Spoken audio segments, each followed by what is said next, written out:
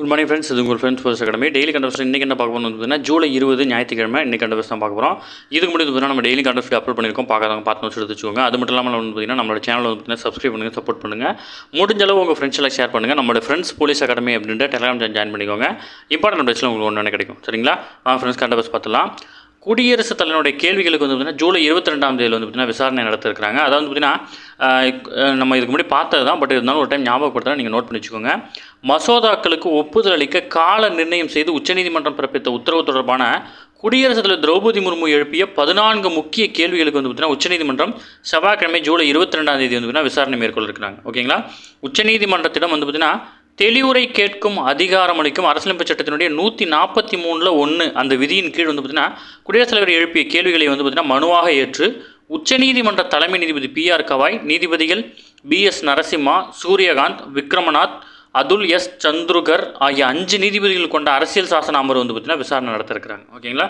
இதுக்கு முன்னாடி நமக்கே தெரியும், தமிழக ஆளுநர் வந்து பார்த்தீங்கன்னா அந்த கோப்புகளை வந்து நிறுத்தி வச்சிருக்காருன்னு சொல்லிட்டு அந்த வழக்கில் வந்து பார்த்தீங்கன்னா உச்சநீதிமன்றம் என்ன சொல்லிச்சு அப்படின்னா அந்த அனைத்துமே வந்து பார்த்திங்கன்னா நடைமுறைக்கு வந்ததாக எடுத்துக்கொள்ளப்படும். அதேமாதிரி வந்து பார்த்திங்கன்னா உங்களுக்கு ஏதாவது ஃபைல் அனுப்புகிறாங்கன்னா நீங்கள் 30 நாளுக்குள்ளே அது மேலே நடவடிக்கை எடுக்கணும் அப்படின்னு வந்து பார்த்திங்கன்னா கால நிர்ணயம்லாம் பண்ணியிருந்தாங்க. அதை எதிர்த்து வந்து பார்த்திங்கன்னா குடியரசுத் தலைவர் வந்து பார்த்திங்கன்னா சில சந்தேகங்களையும் கேள்விகளையும் வந்து பார்த்திங்கன்னா உச்சநீதிமன்றத்துக்கு எழுப்பியிருந்தாங்க. அதுதான் வந்து பார்த்திங்கன்னா ஜூலை 22ஆம் தேதியில் விசாரணைக்கு வர இருக்குது. ஓகேங்களா? அரசியலமைப்பின் பிரிவு 142வது விதியை பயன்படுத்தி தமிழக ஆளுநரால் நிறுத்தி வைக்கப்பட்ட 10 மசோதாக்களுக்கு வந்து பார்த்திங்கன்னா உச்சநீதிமன்றமே வந்து பார்த்திங்கன்னா ஒப்புதல் வழங்கிட்டாங்க. ஓகேங்களா?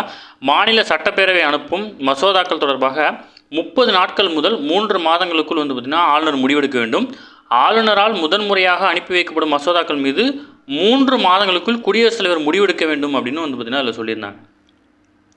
அடுத்து வந்து பார்த்திங்கன்னா அந்த 14 கேள்விகள் என்னென்ன அப்படின்னு ஒரு சில கேள்விகள் கொடுத்துருக்காங்க. அதாவது மாநில அரசு சார்பில் அனுப்பப்படும் மசோதா மீது முடிவெடுக்கும் அரசியலமைப்பு சட்டப்பிரிவு 200 கீழ் மாநில ஆளுநருக்கு வாய்ப்புகள் என்னென்ன அப்படின்னு கேட்டிருக்காங்க. ரெண்டாவது பார்த்தீங்கன்னா சட்டப்பிரிவு 201 கீழ் குடியரசுத் தலைவர் குடியரசுத் தலைவர் அதிகாரத்தை பயன்படுத்தும் போது நீதிமன்ற உத்தரவுகள் மூலம் அவருக்கு காலக்கெடு நிர்ணயிக்க முடியுமா அப்படின்னு கேட்குறாங்க.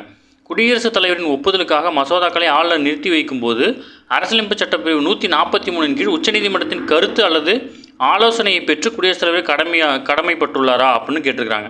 இந்த மாதிரி வந்து பார்த்திங்கன்னா ஒரு 14 கேள்விகள் வந்து பார்த்திங்கன்னா கேட்டிருந்தாங்க. ஓகேங்களா? இதெல்லாம் வந்து பார்த்திங்கன்னா நீங்கள் தெரிஞ்சு வச்சுக்கணும். குரூப் 1 லெவலில் வந்து பார்த்திங்கன்னா டிஸ்கிரிப்டிவ் டைப்பில் எழுதுறீங்க அப்படின்னா கண்டிப்பாக வந்து பார்த்திங்கன்னா நீங்கள் இந்த மாதிரிலாம் விஷயம் தெரிஞ்சு வச்சுக்கணும். சரிங்களா? அடுத்து முன்னாள் முதல்வர் கருணாநிதியுடைய மூத்த மகன் வந்து பார்த்திங்கன்னா முதல்வர் மு.க. ஸ்டாலினுடைய சகோதரமான மூக்கா முத்து வயது வந்து பார்த்திங்கன்னா 77 சென்னையில் வந்து பார்த்திங்கன்னா காலமாயிட்டார். ஓகேங்களா? இவர் நிறைய படத்தில் வந்து பார்த்திங்கன்னா நடிச்சிருக்காரு. ரீசெண்டாக சொல்லணுன்னா நிறைய ஒரு படத்துக்கு பாட்டெலாம் எழுதியிருக்காரு. மாட்டுத்தாவணி 2008 வெளிவந்த மாட்டுத்தாவணி அப்படின்ற படத்தில் வந்து பார்த்திங்கன்னா ஒரு பாடலும் எழுதியிருக்கிறார். ஓகேங்களா? ஜஸ்ட் இன்ஃபர்மேஷன் மட்டும் தெரிஞ்சுக்கோங்க, போதுமானது.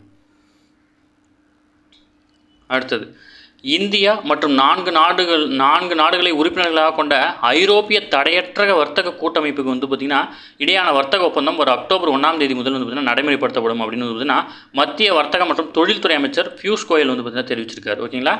ஐஸ்லாந்து, லிக்டன்ஸ்டைன் மற்றும் நார்வே மற்றும் சுவிட்சர்லாந்து ஆகிய நாடுகளை உள்ளடக்கிய ஐரோப்பிய தடையற்ற வர்த்தக ஒப்பந்த கூட்டமைப்புடன் இந்தியா மேற்கொள்ளப்படும் இந்த வர்த்தக ஒப்பந்தம் வந்து பார்த்திங்கன்னா மிகப்பெரிய அளவில் வந்து பார்த்திங்கன்னா பலனளிக்கக்கூடியதாக பார்க்கப்படுது. இந்த 4 நாடுகளும் இந்தியாவில் அடுத்த 15 ஆண்டுகளில் 8.5 லட்சம் கோடி வந்து பார்த்திங்கன்னா முதலீடு செய்ய இருக்கிறாங்க. இதனால் வந்து பார்த்திங்கன்னா இந்தியர்களுக்கு புதிதாக 10 லட்சம் புதிய வேலைவாய்ப்புகள் வந்து பார்த்திங்கன்னா கிடைக்கிறது. ஓகேங்களா? அடுத்தது அதாவது ஆங்கில கலப்பின்றி முற்றிலும் தமிழில் இயங்கும் உங்களுடன் ஸ்டாலின் திட்ட இணையதளம் வந்து பார்த்திங்கன்னா உருவாக்கியிருக்காங்க.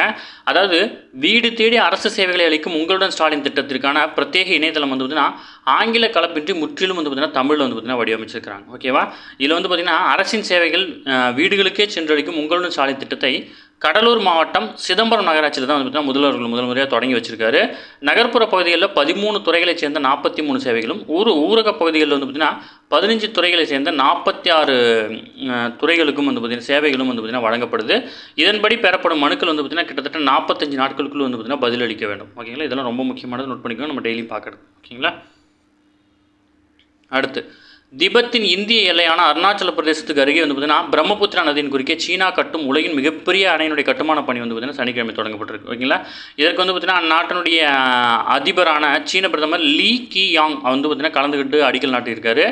இந்த அணையினுடைய அளவு சீனாவின் மற்ற 3 பெரிய பள்ளத்தாக்குகளை விடவும் மிக பெரியதாக இருக்கும். இதனுடைய மொத்த மதிப்பு வந்து பார்த்தீங்கன்னா $16,780 கோடி, இந்திய மதிப்பில் 14.46 லட்சம் கோடி வந்து பார்த்தீங்கன்னா இதுக்கு செலவு பண்ணியிருக்கிறாங்க.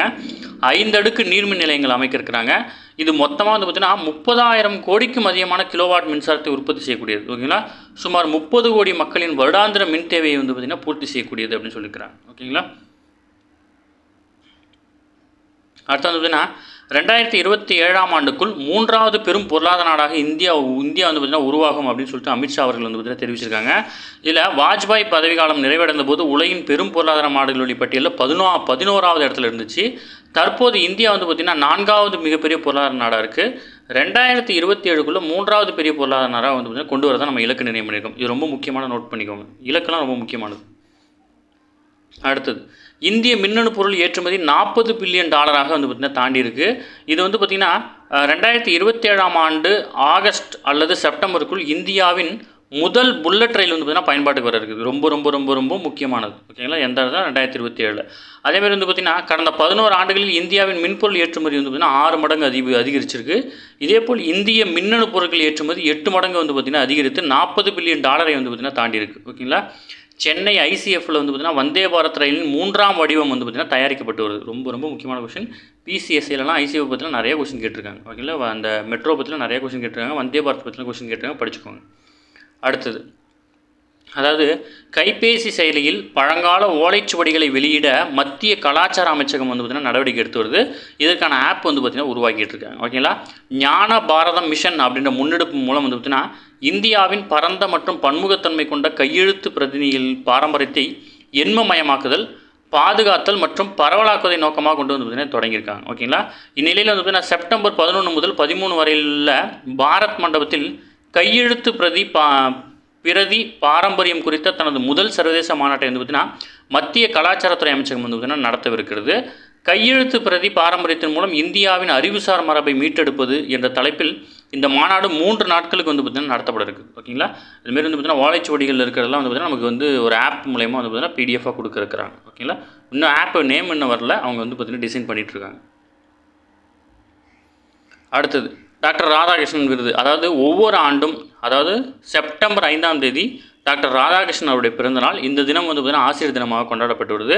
இந்த நாளில் சிறந்த ஆசிரியர்களை தேர்வு செய்து டாக்டர் ராதாகிருஷ்ணன் விருது வந்து பார்த்திங்கன்னா வழங்குறது தமிழக அரசுடைய மரபு. இந்த விருது பெறுவர்கள் வந்து பார்த்திங்கன்னா 10,000 ரொக்கம், 25,000 மதிப்பிலான வெள்ளி பதக்கம், பாராட்டு சான்றிதழும் பணப்படியும் வந்து பார்த்திங்கன்னா வழங்கப்படும். ஓகேங்களா, ஜஸ்ட் யாருடைய பிறந்தநாள் மட்டும் தெரிஞ்சு வச்சுக்கோங்க, வேறு எதுவும் தேவையில்லை. ஓகே ஃப்ரெண்ட்ஸ், இன்றைக்கி கரண்ட் அஃபேர்ஸ் அவ்வளோதான். இதை தாண்டி எதுவுமே கேட்க வாய்ப்பு இல்லை. டெய்லி கரண்ட் அஃபேர்ஸ் டெய்லி பார்த்துருங்க. அப்போ தான் வந்து பார்த்தீங்கன்னா மந்த்லி வீக்லி படிக்கும்போது உங்களுக்கு ஈஸியாக இருக்கும். நம்ம சேனல் வந்து பார்த்தீங்கன்னா சப்ஸ்கிரைப் பண்ணுங்கள், சப்போர்ட் பண்ணுங்கள், முடிஞ்சளவு உங்கள் ஃப்ரெண்ட்ஸ் எல்லாம் ஷேர் பண்ணுங்கள். நம்மளுடைய ஃப்ரெண்ட்ஸ் போலீஸ் அகாடமி அப்படின்ற டெலிகிராம் ஜாயின் பண்ணிக்கோங்க. இம்பார்ட்டன்ட் அப்டேட்ஸ் உங்களுக்கு ஒன்று கிடைக்கும். சரிங்களா, தேங்க்யூ ஃப்ரெண்ட்ஸ்.